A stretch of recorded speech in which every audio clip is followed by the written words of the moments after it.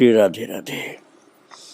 भक्तों, परमात्मा ही संपूर्ण रूप से सब कुछ करने में सामर्थ्यवान और सर्वज्ञ भी होते हैं। मनुष्य की बुद्धि में इतना कहाँ समा सकता है सर्वज्ञता का विशेष विलक्षण गुण। वो तो ईश्वर की शक्ति होती है। इसलिए वही ये व्यवस्था भी करते हैं कि किसका संबंध कहाँ करना चाहिए।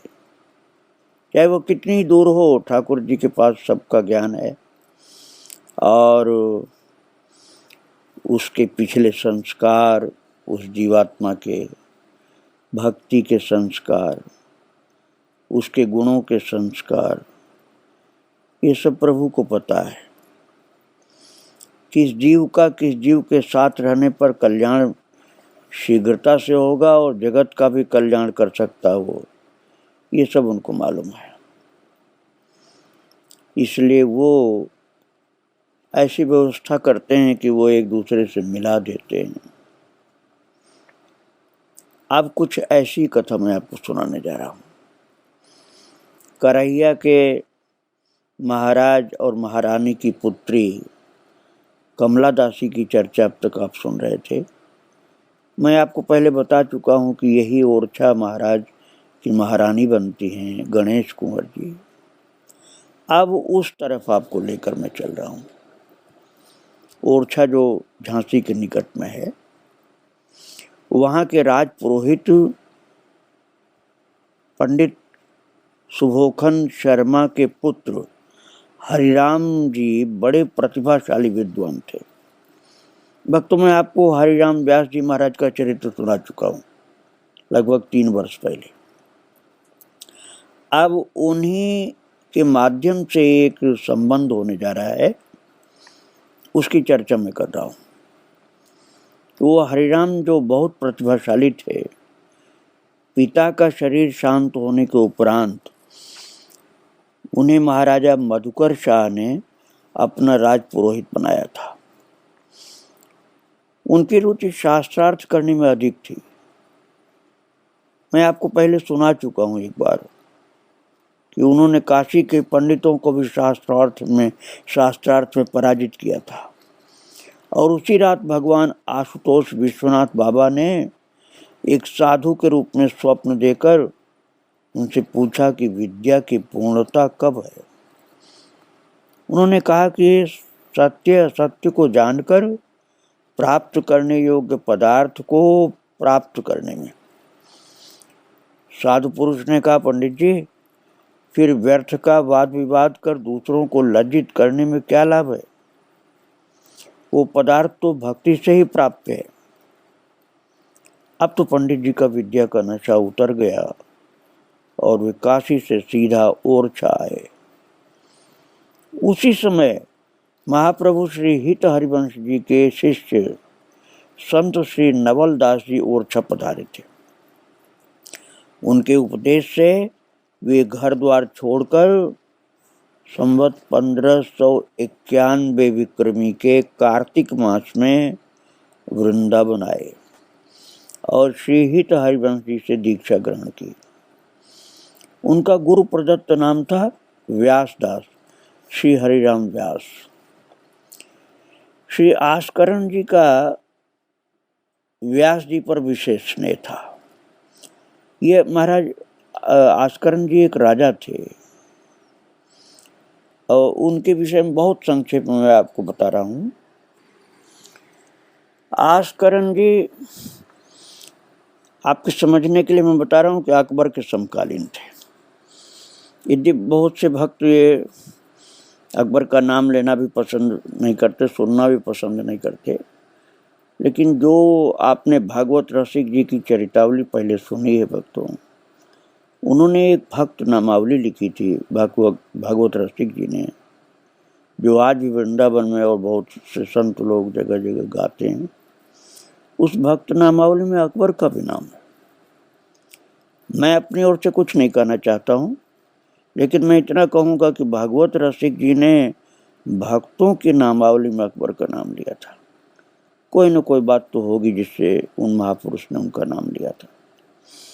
तो अकबर के समकालीन थे राजा आस्करन जी, और ये संगीत सम्राट तानसेन तथा वृंदावन के गायक संत हरिदास जी के साथ बड़ी घनिष्ठता रखते थे। आस्करन राजा आस्करन का तानसेन से भी बहुत संबंध था, घनिष्ठता का, और स्वामी श्री हरिदास जी के भी साथ बड़ी घनिष्ठता थी। मैं उन्हीं आस्करन जी की बात आपको बता रहा हूँ। जिन आस्करन राजा का नाम आपने सुना, उनका श्री हरिराम व्यास जी पर भी विशेष स्नेह था, और उन्हें व्यास जी के माध्यम से ही तत्कालीन ओरछा नरेश महाराज रुद्र प्रताप सिंह जी के छोटे पुत्र कुंवर श्री मधुकर शाह जी की भक्ति भावना का परिचय प्राप्त हुआ। आस्करन जी की विशेष इच्छा थी कि मधुकर शाह का विवाह संबंध करहिया नरेश की कन्या कमल राजा के साथ हो जाए। व्यास जी भी आस्करन जी से कन्या के विशेष गुण सुनकर विमुग्ध थे, और इसलिए समय समय पर उनकी भक्ति संबंधी चर्चा महाराज रुद्र प्रताप सिंह और मधुकर शाह से किया करते थे। इधर आस्करन जी करहिया नरेश अनिरुद्ध सिंह जी से मधुकर शाह के अद्वितीय रूप गुणों की प्रशंसा किया करते थे। इस प्रकार बुंदेला और परमार वंश एक दूसरे के प्रति आकर्षित होते जा रहे थे। और भक्तों, कमल राजा जो कन्या थी, जिसकी बात आप कई दिन से सुन रहे हैं, उनकी स्वप्न दीक्षा और पहाड़ी जी के ज्ञानोपदेश के उपरांत उनकी मानसी भक्ति सेवा बहुत निपुण हो गई। कमल राजा भक्ति की मानसी सेवा में अत्यंत निपुण थी। अब उनके लालजू भी बड़े हो गए थे और राज कार्यों में महाराज का हाथ बटाने लगे। एक दिन उन्होंने स्वप्न में देखा कि राम लला जी एकांतवास करने लगे, न किसी से बात करते न किसी से मिलते हैं। सेवा में संलग्न रहने वाली दासी और माताएं उनके व्यवहार से व्यथित हैं। पूरा राज परिवार शोक सागर में निमग्न है। पुत्र की ऐसी अवस्था देखकर महाराज ने गुरु वशिष्ठ को बुलवाया। गुरु वशिष्ठ का संदेश प्राप्त करके राम जी अपने कक्ष से बाहर आए और गुरु चरणों में नमन करके एक ओर बैठ गए। गुरुदेव के बार बार पूछने पर राम जी ने कहा, गुरुदेव, संसार का दुख देखकर मेरा मन बेचैन है और अत्यंत वैराग्य की स्थिति उत्पन्न हो गई है। मेरा मन अब किसी भी बात में लगता नहीं है। श्री राम के मन की स्थिति जानकर मुनि वशिष्ठ उन्हें अपने साथ लिवा ले गए और उन्हें आत्म तत्व का उपदेश किया। प्रातः जागकर कमला, जो कमलदासी थी, उसने विचार किया कि गुरु वशिष्ठ द्वारा राम जी को दिया गया उपदेश योग वासिष्ठ नाम का जो ग्रंथ है, उस योग वासिष्ठ में संकलित, इसलिए उसका अध्ययन करना चाहिए। तो कुल पुरोहित से योग वासिष्ठ मंगाकर कमल जी ने उसका अध्ययन किया। इसके अध्ययन से कमल जी का मन उचाट हो गया, बहुत विरक्त हो गया और एकांत प्रिय अधिक हो गई। सहेलियों से मिलना, खेलना, उनके साथ बाग बगीचे में जाना, ये सब बंद कर दिया। उनकी ये अवस्था देखकर महारानी ने एक दिन राजा साहब से कहा, और अब राजा की आयु करीब, वो राजा मतलब कमल राजा, अब वो कमल राजा की आयु लगभग 16 वर्ष होने को आई थी। तो उनका मन भक्ति वैराग्य में ही अधिक लगता है, रानी ने बतलाया राजा साहब को। और ये भी कहा कि अब उनके लिए कोई योग्य वर देखकर विवाह कर देना चाहिए। अन्यथा लड़की वैरागिनी हो जाएगी। तो राजा साहब ने समर्थन किया रानी की बात का और कहा, चिंतित मैं भी हूँ, पर हमारे राजा के अर्थात कमल राजा के योग्य पूर्ण सात्विक एवं धार्मिक वर की आवश्यकता है। महाराजा आस्करण ही ऐसे किसी राजकुंवर का पता बता सकते हैं जो हमारी कन्या के योग्य हो। मैं आज ही उनसे मिलने जाता हूँ। भक्तों, ये आस्करण राजा जो थे, उनका राजा अनिरुद्ध सिंह से भी बहुत स्नेह था। तो राजा अनिरुद्ध सिंह को ये तो पता था ही कि आस्करण जी बुंदेला कुमार मधुकर शाह की बहुत सराहना करते हैं, परंतु बुंदेला वंश उनकी तुलना में बहुत बड़ा राज्य वंश था। उन जैसे छोटे राजा की बेटी का रिश्ता वे स्वीकार करेंगे या नहीं करेंगे कुछ पता नहीं था, संदेह की बात थी। अंत में सभी बात महाराजा आस्करण जी पर छोड़ दी गई। उनकी बात टालने का साहस किसी में नहीं था। अनिरुद्ध सिंह जी ने अब ये निश्चय राजा आस्करण को बताया तो वो बहुत प्रसन्न हुए। उन्होंने उसी समय व्यास जी को बुलवाया और उनसे आग्रह किया कि वे महाराज रुद्र प्रताप सिंह जी से इस विवाह की चर्चा चलाएं। उनकी अनुमति प्राप्त होने पर करहिया के कुल पुरोहित विवाह प्रस्ताव लेकर ओरछा पधारेंगे। जब व्यास जी ने महाराज रुद्र प्रताप सिंह जी से चर्चा की तो उन्हें भी इस प्रस्ताव से प्रसन्नता हुई, परंतु उन्होंने कहा कि इस संबंध में कुंवर मधुकर शाह की आंतरिक इच्छा जानना आवश्यक है। इस कार्य के लिए भी व्यास जी को ही राजी किया गया। राजा जी ने बड़े विनीत भाव से हाथ जोड़कर व्यास जी से प्रार्थना की। भक्तों, व्यास जी का मतलब हरिराम व्यास जी की है। हरिराम व्यास जी की चर्चा में कथा सुना चुका हूँ, उन्हीं की बात मैं बता रहा हूँ। तो उन्होंने व्यास जी से प्रार्थना की राजा जी ने, ये कुलगुरु, यद्यपि आयु में आप मेरे पुत्र के समान हैं, पर ज्ञान में आप परम पूजनीय हैं। छोटे कुंवर अर्थात मधुकर शाह क्षत्रिय कुमार कम ऋषि कुमार अधिक है। संसार के प्रति उन्हें उदासीन देखकर हम विशेष चिंतित हैं। अब मेरे जीवन का भी क्या ठिकाना है, कब चल दें। बस एक अंतिम इच्छा यही है कि हमारे जीवन काल में छोटे कुंवर अर्थात मधुकर शाह का विवाह हो जाए। राजा अनिरुद्ध सिंह की एकमात्र कन्या कमल राजा के वैष्णवी आचरण, संतों में प्रीति, रूप, शील और लावण्य सर्वथा हमारे कुंवर के अनुरूप है। यदि ऐसा अवसर हाथ से चूक गया तो हम बहुत पछताएंगे। आप यद्यपि छोटे कुंवर से आयु में कुछ छोटे हैं, पर आपके चरणों में उसकी प्रीति और ममत्व अधिक है। वो आपकी बात टाल नहीं सकता है। अस्तु ये उपकार आप हम पर अवश्य करिए। राजा के दीन वचन सुन करके श्री हरिराम व्यास जी के नेत्र प्रेम से भर आए, गला भर आया। वे कुछ बोल नहीं सके, केवल राजा जी के दोनों हाथों को अपने हाथों में लेकर संकेत से सांत्वना देते हुए वहां से उठकर चले गए। अपने कक्ष में आकर राजपुरोहित एक आसन से बैठकर ध्यानस्थ हो गए। कुलगुरु के ध्यान में जैसे ही छोटे कुंवर मधुकर शाह का मुख कमल मुस्कुराते हुए सामने आया, वे खिल उठे और भाव विभोर होकर बोले, आहा, श्री कृष्ण के प्रेम श्रृंगार का वो चंचल चंचरिक मधुर भ्रमर मधुकर शाह, यथा नाम तथा गुण। स्मृति बहुत पीछे चली गई।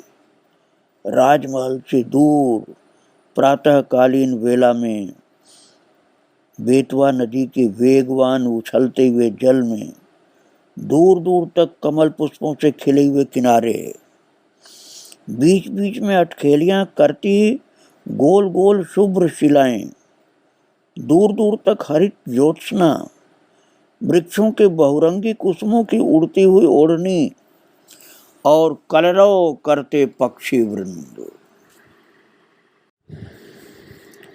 घाट पर स्थित शिव मंदिर के बुर्ज पर गहन ध्यान मुद्रा में बैठा एक राजकुमार, उसके नयनों में बसा वृंदावन धरती पर उतर आया। वेत्रवती अर्थात बेतवा नदी के जो कूल थे, जैसे यमुना जी के कूल बन गए, उस पार के किनारे के लता झुंड सहसा झूम उठे। उनके बीच में एक संगमरमर की चट्टान मयूरासन की भांति जलधारा के बीच उभर आया। महाराज ये हरिराम व्यास जी सब ध्यान में देख रहे हैं, और महाराज सांवला सलोना यशोदा का लाला बांसुरी की मधुर ध्वनि छेड़ने लगा। लता बितानों के निकुंजों को झरोखे से सलोनी गोप बालाएं उचक उचक कर निहारने लगी। फिर झमाझम घुंघरुओं की सी आवाज करते हुए गोप कुमारियों के समूह प्रकट होने लगे। राजकुमार का मन मयूर थिरक उठा। वो अपने में नहीं था, किसी श्रृंगार युक्त गोप बाला के रूप में परिवर्तित होकर श्याम के हृदय में गलबहियां डालने को दौड़ा। और तभी बुर्ज के झुरमुट से निकलकर हरिराम व्यास जी तथा उसके अन्य समवयस्क सखाओं ने आकर उसके एकांत को भंग कर दिया। कुमार के गालों पर गंगा यमुना जलधारा बह रही थी। तन पुलकित था और मन रोमांचित। हाँ प्यारे, ये क्या किया? मुझे मेरे नैनों की ओर से चोट करके ओझल कहाँ हो गए श्याम? सखाओं की ओर मुड़ते हुए कहा, देखो सखी। अरे ये क्या सखी नहीं, ये सखा है। तो राजकुमार चौंक पड़े। हरिराम जानते थे अपने प्यारे राजकुमार का ये भाव, परंतु अभी वे ज्ञानी थे, प्रेमी नहीं थे। मैं आपको हरिराम व्यास जी का चरित्र सुनाया हूँ कि जब वो काशी में शास्त्रार्थ में परास्त होते हैं शिव जी महाराज के द्वारा, तब वो ज्ञानी से प्रेमी बनते हैं। लेकिन अभी जो बात मैं सुना रहा हूँ उसमें वो ज्ञानी थे। राजकुमार उठ करके उनसे लिपट गए हरिराम व्यास जी से। बोले, दादा अब तो मुझे वृंदावन ले चलो, मैं अपने प्यारे श्री कृष्ण के बिना नहीं रह सकता। लेकिन हरिराम व्यास जी महाराज तब वेदांती थे, प्रभु के प्रेमी नहीं, ज्ञानी थे वो। और वो देने लगे वेद का उपदेश। कुंवर, तुम राजकुमार हो, तुम्हें ज्ञान चक्षु की आवश्यकता है। सब में ब्रह्म का दर्शन करो। वृंदावन तो तुम्हारे हृदय में है, उसे खोजने कहाँ जाते हो? राजकुमार उबने लगा और चर्चा का रुख बदलकर वहां से चला गया। फिर एक दिन ऐसा भी आया कि जब पंडित हरिराम विश्वनाथ की कृपा से ज्ञान गठरी गंगा में बहाकर वृंदावन के लाला कन्हैया का चाकर बन गया। गुरु हित हरिवंश की कृपा से हरिराम व्यास बन चुके थे, व्यासदास बन चुके थे। और भक्तों, राजकुमार उनके सखा नहीं शिष्य बन गए थे। अब उसी प्रिय शिष्य का हित करने के उद्देश्य से हरिराम व्यास जी अपनी सफलता के लिए गणेश जी का स्मरण कर रहे थे और कह रहे थे, हे गणेश जी, यदि मेरे शिष्य ने अपने विवाह की स्वीकृति दे दी तो मैं आप ही के नाम पर अपनी शिष्य वधू का नाम गणेश कुंवर रखूंगा। गणेश कुंवर का नाम आते ही व्यास जी प्रसन्नता से उछल पड़े। यदि गणेश जी ने अपने ही नाम पर शिष्य वधू का नाम रखने की प्रेरणा दी है तो यह शुभ कार्य अब होकर ही रहेगा। बिना किसी विलंब के व्यास जी राजमहल के उस भाग की ओर चल दिए जहां छोटे कुंवर का आवास था। व्यास जी के आगमन की सूचना पाकर कुंवर शीघ्रता से बाहर आए और आदर पूर्वक अभिवादन करते हुए उन्हें अपने कक्ष के अंदर ले गए। एक उच्च आसन पर बैठाते हुए राजकुमार बोले, गुरुदेव, यदि कोई आवश्यक कार्य था तो मुझे ही बुलवा लिया होता। आपकी प्रसन्न मुद्रा बता रही है कि मेरे लिए कोई प्रसन्नता का समाचार लेकर आए हैं आप। व्यास जी बोले, वत्स, पहले मुझे वचन दो कि मैं जो मांगूंगा उससे तुम इनकार नहीं करोगे। कुंवर ने कहा, इसके पहले कभी आपने मुझसे मांगा ही क्या है? गुरु के लिए शिष्य को शीश देना पड़े तो भी कम है। व्यास जी बोले, बस बस राजकुमार, काम इतना बड़ा भी नहीं है। इस कुल गुरु की तो मात्र इच्छा अब तुम्हें दूल्हा वेश में देखने की शेष रह गई है। वैसे भी तुम 25वें वर्ष में प्रवेश कर गए हो, अब ब्रह्मचर्य आश्रम समाप्त। तो महाराज मधुकर शाह कुंवर बोले, पर गुरुदेव, लड़की ने ससुराल और चले हो मुझे दूल्हा बनाने, न तो लड़की है न ससुराल, दूल्हा आप बनाएंगे। तो महाराज हरिराम व्यास जी बोले, भाई सब तैयार है और बाराती तो बाहर खड़े इंतजार कर रहे हैं, बस तुम्हारे हाँ कहने की जरूरत है। तो मधुकर शाह जी कुंवर बोले कि क्या मुझे सोचने का अवसर भी नहीं देंगे आप? व्यास जी बोले, अच्छा, तो आप गुरु को हाँ कहकर कदम पीछे हटाने का भी मन बना रहे हो क्या? तो कुंवर बोले, नहीं नहीं, बात ये नहीं है गुरुदेव। पर क्या दाऊ साहब से भी आपने सहमति ले ली है? तो हरिराम व्यास जी बोले, अरे बावरे, कुलगुरु तो मैं हूं तेरा, बिना राजा साहब से पूछे तेरे पास कैसे आ सकता हूं? तो मधुकर शाह जी कुंवर बोले, फिर ठीक है, इच्छा तो आजीवन ब्रह्मचारी रहकर भगवान श्री कृष्ण की भक्ति करने की थी, पर गुरुमुख के वाक्य तो श्याम सुंदर के ही वचन होते हैं, उन्हें कैसे टाल सकता हूं? जैसी आपकी इच्छा गुरुदेव। मैं तो आजीवन ब्रह्मचारी रहकर कृष्ण भक्ति करना चाहता था, पर आपकी इच्छा सर्वोपरि है। राजकुमार के शब्दों पर व्यास जी को विश्वास ही नहीं हो रहा था, क्योंकि जानते थे कि ये तो पूरा बैरागी है। इसलिए उनको बहुत प्रसन्नता हुई कि कुंवर को लड़के और ससुराल के बारे में तो मैं बताया भी नहीं, और इसने हाँ कर लिया मेरी बात को सुनकर।